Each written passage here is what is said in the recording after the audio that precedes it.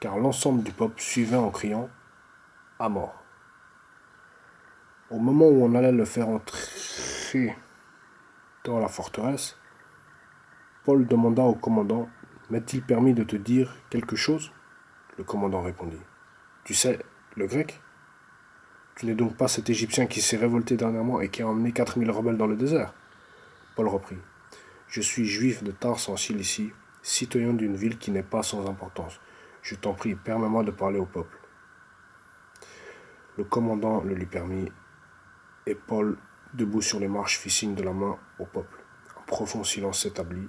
Paul leur adressa la parole en langue hébraïque. Amen. Voilà, ça c'était Acte chapitre 21. Je regarde juste si la vidéo tourne encore. Oui, ça tourne. On prend, alors parfait, que Dieu nous fasse rester avec lui, le Seigneur Jésus, nous fasse rester fidèle, que Dieu nous fasse rester fidèle. Prenons Jean, évangile de Jean, donc, 4e évangile de Jésus-Christ. C'est pas écrit par Jésus-Christ, mais c'est la vie de Jésus-Christ, selon Saint Jean. Et nous allons lire aussi tout le chapitre de Jean, chapitre 1. Je lis pour la gloire de Dieu. Au commencement, la parole existait déjà. La parole était avec Dieu. Donc ça, c'est le titre de ce chapitre, c'est l'incarnation de la parole. Au commencement, la parole existait déjà. La parole était avec Dieu et la parole était Dieu. Elle était au commencement avec Dieu. Tout a été fait par elle, et rien de ce qui a été fait n'a été fait sans elle. En elle, il y avait la vie, et cette vie était la lumière des êtres humains. La lumière brille dans les ténèbres, et les ténèbres ne l'ont pas accueillie. Il y eut un homme envoyé par Dieu, son nom était Jean. Il vint comme témoin pour rendre témoignage à la lumière, afin que tous croient par lui. Il n'était pas la lumière, mais il vint pour rendre témoignage à la lumière. Cette lumière était la vraie lumière qui, en venant dans le monde, éclaire tout être humain. Elle était dans le monde et le monde a été fait par elle. Pourtant le monde ne l'a pas reconnue. Elle est venue chez les siens et les siens ne l'ont pas accueillie. Mais à tous ceux qui l'ont acceptée, à ceux qui croient en son nom, elle a donné le droit de devenir enfant de Dieu. Certaines versions, elle a donné le pouvoir de devenir enfant de Dieu. Ça veut dire qu'on a le pouvoir suprême. Par la prière, en invoquant le Seigneur Jésus, en invoquant vraiment le Seigneur Jésus dans la prière, avec persévérance, on a le pouvoir de devenir enfant de Dieu. Puisqu'ils sont nés non du fait de la nature, ni par une volonté humaine. Ça c'est moi qui ai rajouté, verset 13. Puisqu'ils sont nés non du fait de la nature, ni par une volonté humaine, ni par la volonté d'un mari, mais qu'ils sont nés de Dieu. 14. Et la parole s'est faite homme. Elle a habité parmi nous, donc Jésus, pleine de grâce et de vérité. Et nous avons contemplé sa gloire, une gloire comme celle du Fils unique venu du Père. Jean lui a rendu témoignage et s'est écrié, c'est celui à propos duquel j'ai dit, celui qui vient après moi m'a précédé, car il était avant moi. Oui, nous avons tous reçu de sa plénitude et grâce sur grâce. En effet, que dire? La loi a été donnée à travers Moïse, mais la grâce, et la vérité sont venues à travers Jésus-Christ. Je relis les versets 16 et 17. 15, 16 et 17, Jean lui a rendu témoignage et s'est écrié, celui à propos duquel j'ai dit, celui qui vient après moi m'a précédé, car il était avant moi. Nous avons tous reçu de sa plénitude et grâce sur grâce. En effet, la loi a été donnée à travers Moïse, mais la grâce et la vérité sont venues à travers Jésus-Christ. Personne n'a jamais vu Dieu. Dieu, le Fils unique qui est dans l'intimité du Père, est celui qui l'a fait connaître. Amen. Témoignage de Jean-Baptiste. Je ne sais pas si vous me voyez bien. Bon, écoutez la voix et puis lisez vos Bibles. C'est le plus important. Témoignage de Jean-Baptiste sur Jésus. Voici le témoignage de Jean lorsque les Juifs envoyèrent de Jérusalem des prêtres et des Lévite pour lui demander « Toi, qui es-tu » Il déclara sans restriction, affirma « Moi, je ne suis pas le Messie. » Ils lui demandèrent « Qui es-tu donc? Es-tu Élie » Et il dit « Je ne le suis pas. »« Es-tu le prophète » Et il répondit « Non. » Ils lui dirent alors « Qui es-tu? Nous devons donner une réponse à ceux qui nous ont envoyés. Que dis-tu de toi-même » Moi, dit-il, donc Jean, je suis la voix de celui qui crie dans le désert. Rendez le chemin du Seigneur droit, comme l'a dit le prophète Ésaïe. Ceux qui avaient été envoyés étaient des pharisiens. Ils lui posèrent encore cette question. Pourquoi donc baptises-tu si tu n'es ni le Messie, ni Élie, ni le prophète? Jean leur répondit. Moi je baptise d'eau, mais au milieu de vous se trouve quelqu'un que vous ne connaissez pas. Il vient après moi, mais il m'a précédé, et je ne suis pas digne de détacher la courroie de ses sandales. Cela se passait à Béthanie, de l'autre côté du Jourdain, où Jean baptisait. Le lendemain, il vit Jésus s'approcher de lui et dit « Voici l'agneau de Dieu qui enlève le péché du monde. C'est celui à propos duquel j'ai dit « Après moi vient un homme qui m'a précédé, car il existait avant moi. » Pour ma part, je ne le connaissais pas. Mais c'est afin de le faire connaître à Israël que je suis venu baptiser d'eau. Jean rendit aussi ce témoignage. J'ai vu l'Esprit descendre du ciel. J'ai vu l'Esprit descendre du ciel, comme une colombe et s'arrêter sur lui. Je ne le connaissais pas, mais celui qui m'a envoyé baptiser d'eau m'a dit « Celui sur qui tu verras l'Esprit descendre et s'arrêter, c'est lui qui baptise du Saint-Esprit. Et moi j'ai vu et j'atteste qu'il est le Fils de Dieu. » Le lendemain, Jean était encore là avec 2 de ses disciples.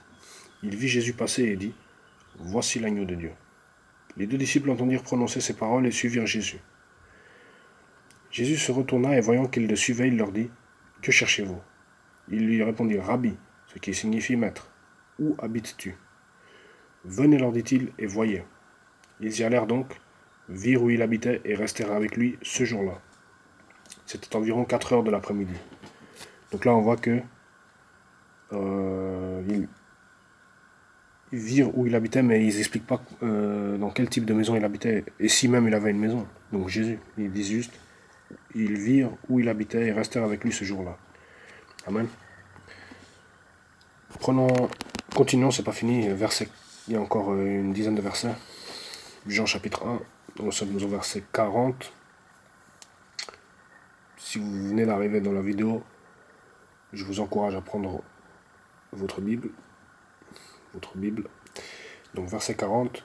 André le frère de Simon-Pierre était l'un des 2 qui avait entendu les paroles de Jean et qui avait suivi Jésus. Il rencontra d'abord son frère Simon et lui dit « Nous avons trouvé le Messie, ce qui correspond à Christ. » Il le conduisit vers Jésus. Jésus le regardait et dit « Tu es Simon, fils de Jonas, tu seras appelé Céphas, ce qui signifie Pierre. » Le lendemain, Jésus décida de se rendre en Galilée. Il rencontra Philippe et lui dit « Suis-moi. » Philippe était de Bethsaïda, la ville d'André et de Pierre. Verset 45. Philippe rencontra Nathanaël et lui dit « Nous avons trouvé celui que Moïse a décrit dans la loi et dont les prophètes ont parlé, Jésus de Nazareth, fils de Joseph. » Nathanaël lui dit « Peut-il sortir quelque chose de bon de Nazareth ?» Philippe lui répondit « Viens et vois. » Jésus vit Nathanaël s'approcher de lui et dit de lui « Voici vraiment un Israélite en qui il n'y a pas de ruse. » Voici vraiment un Israélite en qui il n'y a pas de ruse. « D'où me connais-tu » lui dit Nathanaël. Jésus lui répondit « Avant que Philippe t'appelle quand tu étais sous le figuier, je t'ai vu. » Nathanaël répondit « Maître, tu es le Fils de Dieu, tu es le roi d'Israël. » Verset 50. Jésus lui répondit « Parce que je t'ai dit que je t'ai vu sous le figuier, tu crois. Tu verras de plus grandes choses que celles-ci, de plus grandes. » Verset 51. Il ajouta « en vérité, je vous le dis.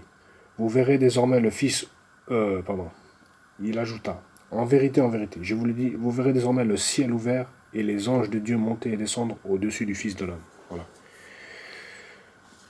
Le ciel ouvert et les anges de Dieu monter et descendre au-dessus du Fils de l'homme. C'est-à-dire de Jésus. Alors j'espère que vous suivez, ça va vite. Aujourd'hui, j'ai lu beaucoup de versets, mais je crois que c'est important. On a lu Genèse, on a lu Actes des Apôtres, on a lu le psaume 23 au tout début, et On a lu Jean chapitre 1. Je voulais lire avec vous 2 versets qui se trouvent dans Proverbes chapitre 8. Ensuite, on va aller à Proverbes chapitre 3 et peut-être on finit avec le psaume 23. D'accord? Alors, Proverbes chapitre 8, bienfaits et activités de la sagesse. Nous lisons les versets 10 et 11. Proverbes chapitre 8, versets 10 et 11. Je lis pour la gloire de Dieu. Préférez mes instructions à l'argent et la connaissance à l'or le plus précieux. En effet, la sagesse vaut mieux que les perles, elle a plus de valeur que tout ce qu'on pourrait désirer. Amen. La sagesse vaut mieux que les perles, elle a plus de valeur que tout ce qu'on pourrait désirer. Prenons à présent encore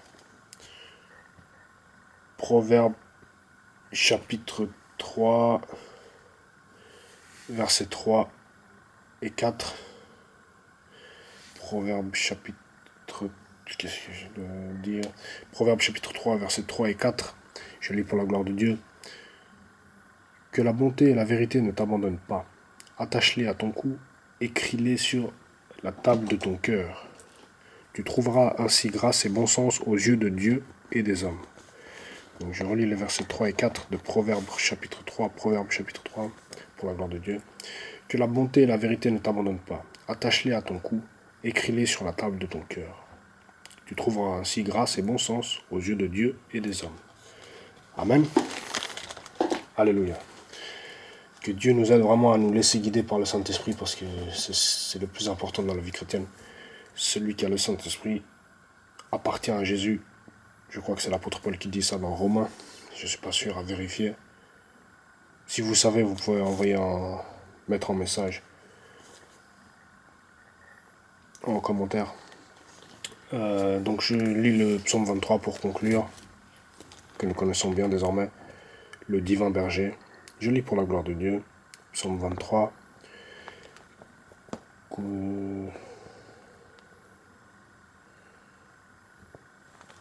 L'Éternel est mon berger, je ne manquerai de rien. Il me fait prendre du repos dans des pâturages bien verts. Il me dirige, que dire, près d'une eau paisible. Il me redonne